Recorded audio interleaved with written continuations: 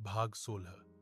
पिछले भाग में सफवान ने खामोशी की दीवार की परीक्षा पास की और खजाने के कमरे तक पहुंच गया।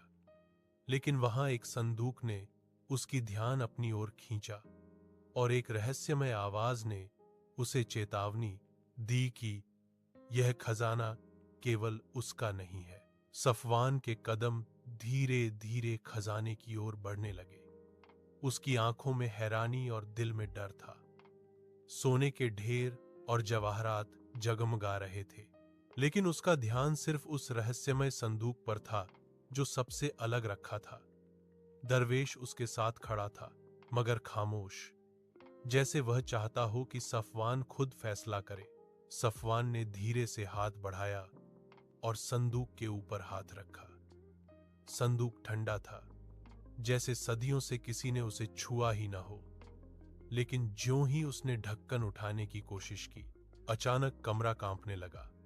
जमीन हिलने लगी, खजाने के ढेर एक दूसरे पर गिरने लगे और एक गहरी आवाज कमरे में गूंजी, रुक जाओ, यह संदूक हर किसी के लिए नहीं है। सफवान पीछे हट गया। उसने डरपोक नजरों से दरवेश को देखा। दरवेश की आंखों में गंभीरता थी। यह वह लम्हा है, सफवान, जिसका इंतजार था। संदूक में दौलत नहीं, बल्कि एक राज छुपा है। ऐसा राज जो तुम्हारी तकदीर भी बदल सकता है और दुनिया को भी हिला सकता है। सफवान की आंखें फट गईं। राज? कैसा राज? दरवेश ने धीरे से कहा। इस संदूक में एक ऐसा पुराना नक्शा है जो उस सल्तनत की निशानी है जिसे जमाना भूल चुका है। कहा जाता है कि वह सल्तनत ज्ञान, शक्ति और जादू का गढ़ थी, लेकिन उसके लोग घमंड और लालच में डूब गए और अल्लाह के अज़ाब का शिकार हुए। सफवान के दिल की धड़कन और तेज हो गई।